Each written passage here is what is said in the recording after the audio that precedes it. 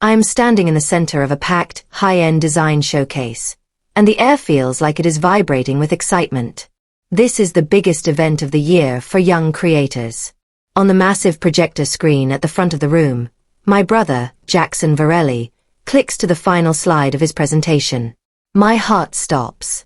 I feel like the floor has suddenly disappeared beneath my feet. The screen is filled with my work. Every single concept, every unique logo, and every late-night idea I have poured my soul into for the last year is right there. Jaxon stands tall, looking at the crowd with a confident, handsome grin. And this, he says, his voice booming through the speakers, is the body of work that landed me my massive new contract with the city's top firm. The room erupts into loud applause. People are cheering and nodding in deep respect. My chest burns with a hot, sharp pain. I take a shaky step forward, my voice cracking as I shout, "That is my work, Jaxon." My brother doesn't even flinch. He just looks at me with a cold, fake pity and says, "Don't embarrass yourself, Leora Vance." The room goes silent as he adds, "I have the files to prove it." The silence in the room feels heavier than the noise from before. People start to whisper, and I can feel their eyes crawling over me. Some look at me with confusion, but most of them look at me like I am a desperate, jealous sister trying to steal her brother's spotlight. I am trembling so hard I have to grab the back of a chair to stay standing. The event host, a tall man in a sharp suit, walks over and gently pulls me toward the side of the stage. "If you don't have physical proof right now, you really should step back and let the presentation finish," he whispers. His tone isn't mean, but it is dismissive. Proof. I am the living proof. I spent hundreds of hours at my desk while Jaxon was out at parties. Jaxon just smiles at the crowd, acting like he has already erased my existence from the industry. As I turn to leave the hall in total humiliation, a former client of mine named Camden Rhodes brushes past me. He doesn't look at Jaxon. Instead, he mutters quietly to me, "Something is off about those shadows in the third slide. Stay strong, Leora." Someone in this room doesn't believe Jaxon's lies. I don't even wait for the showcase to end. I run to my car and drive straight home, my vision blurred by angry tears. I need my laptop. I need to show everyone the original files and the creation dates. I burst into my apartment and dive toward my desk. I open my master portfolio folder with shaking fingers, expecting to see my months of hard work. My heart drops into my stomach. The folder is completely empty. I refresh the page, then I check the trash bin, but there is nothing. I reach for my backup external drive, the one I keep hidden in my desk drawer for emergencies. It is gone. The drawer is slightly ajar, and the heavy black drive is nowhere to be found. My hands are trembling so much I can barely type. Jaxon didn't just steal the credit for my designs tonight. He systematically broke into my home and took everything. He planned this for weeks, waiting for the perfect moment to leave me with nothing to fight back with. I sit in the dark, feeling the weight of his betrayal. He wants to make sure I have no voice in the professional world. I refuse to give up. I spend the next few hours digging through my archived emails, searching for anything I might have sent to myself or to small clients. I find a few early drafts of the logos, but when I click on the properties to check the time, I freeze. The timestamps have been altered. They show dates from just yesterday, long after Jaxon would have had access to my network. Someone has been inside my system, changing the digital history of my work. I feel a cold chill run down my spine. Jaxon isn't just a thief. He is a hacker. I look at the security logs of my email provider and find exactly what I feared. There was a login from Jaxon's specific IP address at 3 a.m. last Tuesday. He must have installed a keylogger on my computer when he fixed my slow internet last month. He watched me type every password and saw every file I saved. He has been ghosting my digital life for weeks, waiting to hit the delete button. I realize now that this wasn't a sudden impulse. This was a cold, calculated execution of my entire career. The next morning, I went straight to Jaxon's apartment. I don't knock, I just wait by his door until he comes out to get his mail. When he sees me, He doesn't look guilty. He just leans back against the doorframe, looking calm and superior. You were never going to make it in this industry anyway, Leora, he says before I can even speak. You have talent, sure, but you don't have the stomach for the business side. I'm just making sure our family name actually means something. My heart cracks at his words.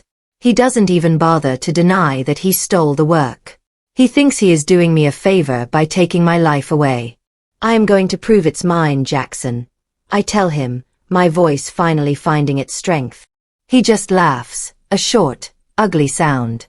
With what? You have no files, no backups, and the showcase already thinks you're a liar. Prove it's yours, little sister. I'd love to see you try. He shuts the door in my face, leaving me standing in the hallway. He knows I am backed into a corner, but he has underestimated one thing.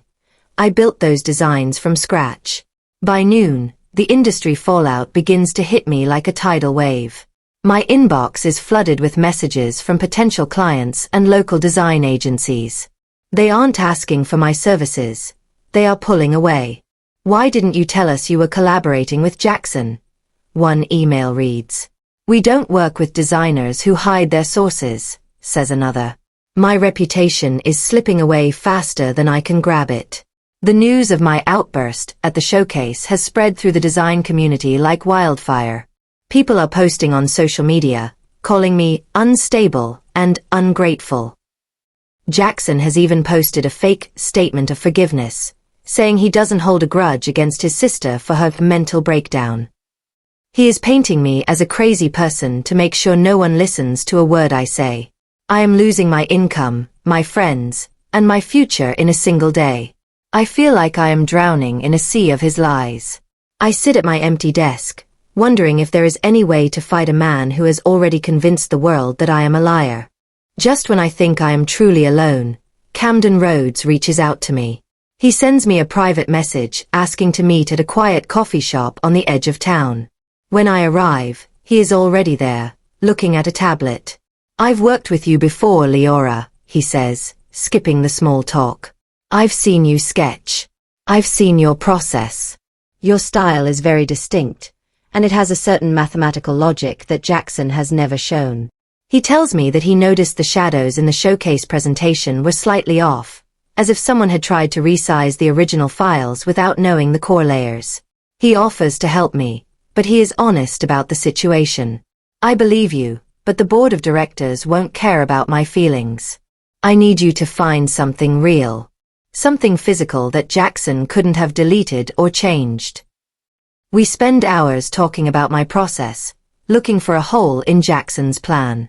I have to find a piece of the puzzle that he forgot to take. I have to find something that exists outside of the digital world he hacked.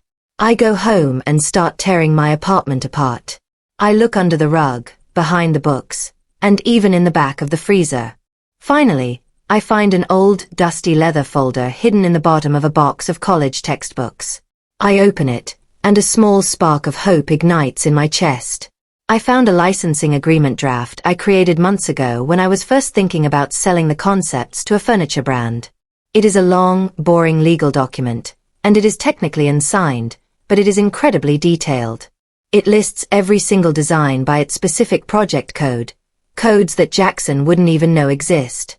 It outlines the ownership terms and the artistic philosophy behind each piece, all written in my voice. More importantly, it mentions a final authorization number that I had requested from a local registry service. This could be the key I was looking for. Jaxon took my files, but he might not have realized that I had already started the legal process of protecting them. This paper isn't a final contract, but it is a trail that leads back to me. I look at the bottom of the draft, searching for the registry number. It is a 12-digit code that looks like a random string of numbers. I realize that the contract is missing the final authorization stamp, which makes it legally useless on its own. Without that stamp, Jaxon can just claim I wrote the draft yesterday to frame him. But my heart starts to beat faster. Why would I have the code if I didn't submit the application? I must have at least started the registration on the government website. If there is a registered version sitting in a database somewhere, It would have a timestamp that Jaxon couldn't possibly hack. I grab my phone and start searching through my browser history from 4 months ago. I found the link to the Digital Arts Licensing Registry. I held my breath as I typed in the 12-digit code. If Jaxon found this, he might have already changed it. But if he missed it, this could be the one thing that proves he is a thief. I hit the search button and wait for the page to load, my hands shaking on the glass screen. The page finally loads, but the news isn't what I hoped for. My heart stops as I read the search results. The portfolio and the associated designs are indeed registered in the national database. But the owner's name at the top of the file isn't Leora Vance. It is Jaxon Virelli. My stomach turns. He didn't just steal my physical drive. He went into the registry and claimed the work before I could finish my application. He must have used the passwords he stole from my keylogger to log into my account and change the name on the pending file. He beat me to the one thing I thought would save me. I feel a wave of total defeat wash over me. He has the files, he has the showcase, and now he has the legal registration. He is 2 steps ahead of me at every turn. I am holding a piece of paper that says I own the work, but the government's official website says he does. I sit in the coffee shop, staring at the screen, feeling like I have finally hit a dead end. Jaxon has won. I am about to close the laptop and go home to pack my things when Camden leans over my shoulder. He points at a tiny line of text at the bottom of the registration page. "Look at the timestamp detail," he whispers. We look closely at the last modified section. The registration says it was finalized 3 days ago, which is after Jaxon had access to my computer. But then Camden notices something very odd. He pulls up the file metadata from the showcase presentation on his own tablet. The registration timestamp says the work was completed on Monday, Camden says. But look at the shadows in the file he showed last night. The light source in those files is calculated based on a software version that wasn't even released until Tuesday morning. He explains that the registry isn't clean. Jaxon was so rushed to claim the work that he made a technical error. He registered completed files that actually used software tools that didn't exist when he said he finished them. The registry has been manipulated, and the digital logic doesn't add up. Jaxon made a mistake because he isn't actually a designer. I realize that I have one more secret weapon. When I was building the core designs for the furniture concept, I was worried about people copying my style. I decided to hide something deep within the vector lines of the logos. I zoom into one of the designs on the registry page, going in until the pixels start to blur. There it is, I whisper to Camden. I showed him a micro watermark I embedded months ago. It is a tiny, invisible signature pattern that repeats every 50 pixels in the background of the image. It isn't a name. It is a specific geometric code that represents my initials and the date I graduated from design school. Only I know it exists because I created the custom brush tool to make it. It is hidden in plain sight, woven into the very fabric of the image. Jaxon wouldn't have seen it because he only looked at the final output. He didn't know that the DNA of the designs was carrying my signature. This is the proof that he couldn't have created the work, because no one else in the world has that brush tool. The watermark isn't just a visual trick. It is actually part of the file's underlying code. I explained to Camden that when the design software saves the file, it records the unique license number of the tool used to create the pattern. That pattern code is locked. It links directly back to my original design software license, which is registered to my name and my bank account. Even if Jaxon copied the final image, he didn't copy the parent license that created the watermark. This connects every single design in that portfolio back to me on a fundamental, technical level. Jaxon can claim he wrote the files, but he can't explain why his original work is full of a code that belongs to my software account. We spend the rest of the night mapping out the connections. Every time Jaxon clicks a button to show his work, he is actually broadcasting my license ID to the world. We have the digital fingerprint of his crime, and it is embedded in the very thing he is trying to sell. I finally feel like the tide is turning. To make the evidence even stronger, Camden helps me access the software trail from the cloud provider. We pull the design software logs, which record every single save and export action. The logs confirm that the files were created on my system, using my hardware ID. We see the timestamps from 3 months ago, showing me working on the logos at 2 a.m. We can see the evolution of the designs, how I changed the colors, moved the lines, and perfected the curves. Jaxon's logs, on the other hand, only show a single import action from 2 days ago. He has no history of the work. He has no save points from the early stages. He has no drafts. He just has a finished product that appeared out of nowhere in his account. This is solid, undeniable evidence. A designer doesn't just import a masterpiece. They build it over time. We have the entire history of the creation, and Jaxon has nothing but a stolen end result. I feel a rush of adrenaline. I have enough to take him down. I am so confident that I decided to present the evidence online immediately. I post a video showing the watermark and the software logs, tagging the design showcase and Jaxon. I expect the world to realize the truth instantly. But Jaxon responds within minutes. He posts a sleek professional video calling my evidence fabricated and an act of desperation. He says that I was the one who worked for him as a junior assistant, and that I am now trying to claim his leadership as my own. He even produces a fake employment contract that says I agreed to give him all my rights. People are divided. The comments are a war zone.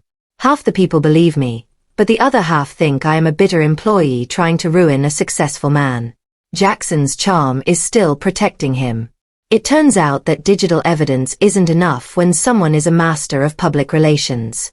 I realize that I can't win this battle on social media.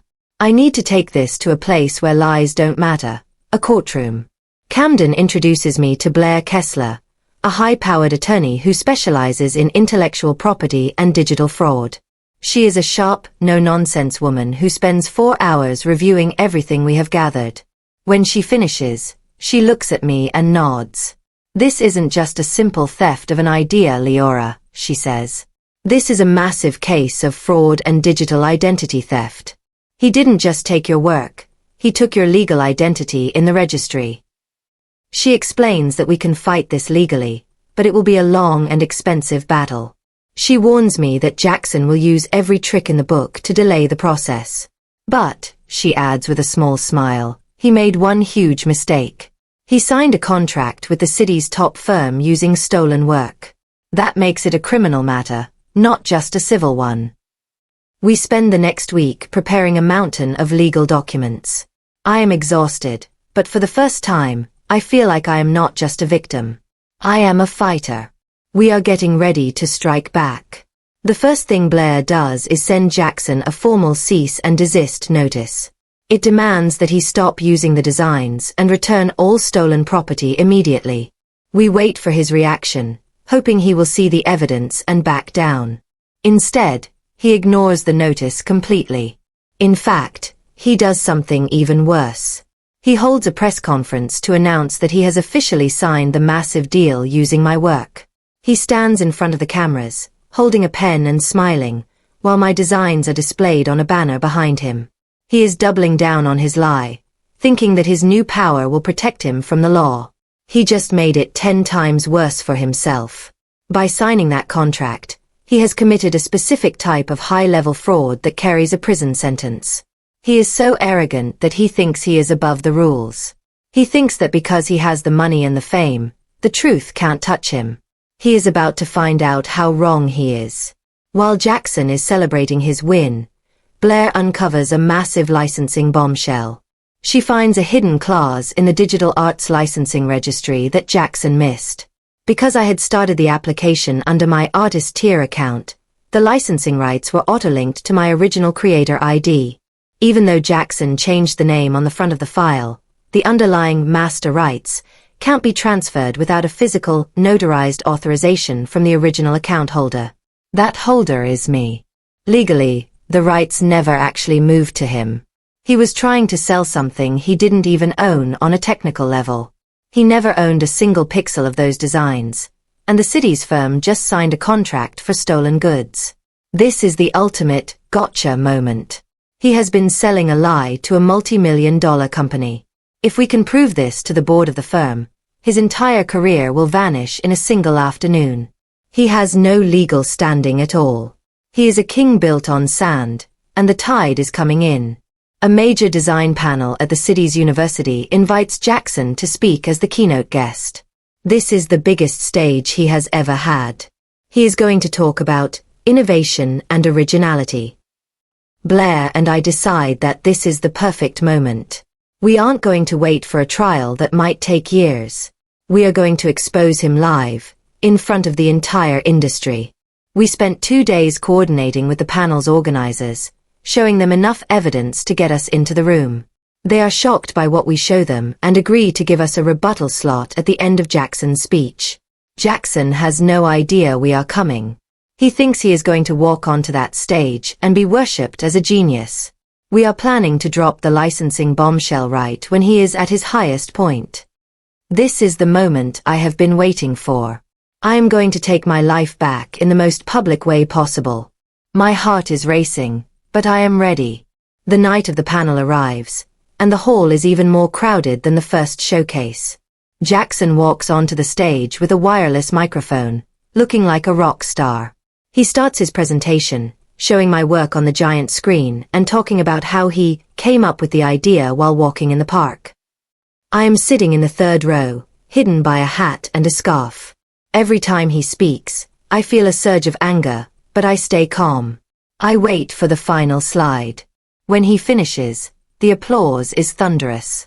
Then the moderator stands up and says, "We have a special guest who would like to offer a technical perspective on these designs."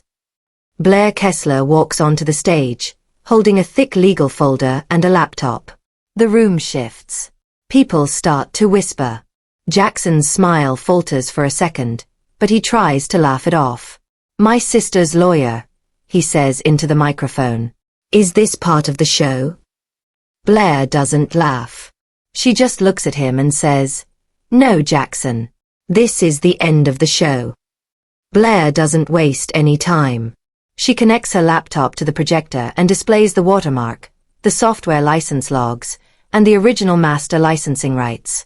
She explains the geometric code to the audience, showing them how my name is woven into every single line of the designs Jaxon just claimed as his own. She shows the registry error and the software version mismatch. The room goes into a shocked silence. Then, the whispers start to grow into a dull roar. Jaxon tries to interrupt, his voice getting higher and more desperate. "This is fake. She's obsessed with me," he shouts. But Blair just pulls up the live government registry page and shows the master rights clause that proves he doesn't own the work. She turns to the representatives from the city's firm, who are sitting in the front row. "You have signed a contract for stolen intellectual property," she tells them. "And we are here to void it." The truth is now undeniable to everyone in the room. Jaxon is cornered, and his face is turning a pale, sickly white. Jaxon tries to defend himself one last time. He grabs the microphone and starts a rambling story about how I gave him the work in secret. But his story begins to unravel as soon as the moderator asks for a single draft or an early sketch. Jaxon has nothing. He stammers, looking around the room for support, but the audience has already turned. The people who were cheering for him minutes ago are now looking at him with disgust. The representatives from the city's firms stand up and walk out of the room, their faces red with anger. They are likely already calling their own lawyers. Sponsors who had their logos on the event banners are quickly pulling them down. Jaxon is losing everything right in front of my eyes. He stands alone on the stage, the projector still showing my work behind him. The lights are bright, but for the first time, he looks small and powerless. He dropped the microphone, the loud thud echoing through the hall. He realizes that the game is finally over. He has no more lies left to tell. The legal consequences hit Jaxon like a hammer the very next morning. The city's firm officially voids the contract and sues him for millions in damages and fraud. The licensing registry launches a formal investigation into his account, and his artist status is permanently revoked. The police even get involved because of the digital theft of my hardware. Jaxon's reputation collapses overnight. He is banned from every major design showcase and event in the country. He goes from being the next big thing to being a social pariah in less than 24 hours. He loses his apartment, his fancy car, and all the friends who only liked him for his success. He tries to call me, but I have already blocked his number. I don't want to hear his excuses or his fake apologies. He didn't just steal a portfolio, he tried to destroy my soul. Now he is the one with nothing. It is finally, truly over. I feel a sense of relief that is so deep it makes my bones ache. I am free. In the weeks that follow, the apologies start to flood in. The design showcase that kicked me out sends a long, formal letter of regret. Clients who pulled their projects return, offering even more work and higher pay as a way to make up for their doubt. Camden Rhodes helps me set up a new studio, and the industry begins to treat me with a level of respect I never had before. But I don't celebrate loudly. I don't go on social media to brag about my victory or to kick Jaxon while he is down. Something else matters more to me now. I realized that my value didn't come from the showcase or the applause. It came from the work itself. I was the one who could create, and Jaxon was just the one who could take. He could take the files, but he could never take the talent. I feel a quiet, steady victory in my heart. I have reclaimed my dignity, and I am ready to move forward on my own terms. I am Leora Vance, and I don't need anyone else to prove it. A month later, I am invited to present my portfolio again, this time at the National Design Gala. As I stand on the same stage where Jaxon once lied, I look out at the audience. There are no interruptions this time. There are no doubts. There is just the truth. I present my work under my own name, explaining the philosophy and the passion behind every line. I glance at the back of the room and see Jaxon sitting in the very last row, silent and hidden in the shadows. He is watching the success he tried to steal.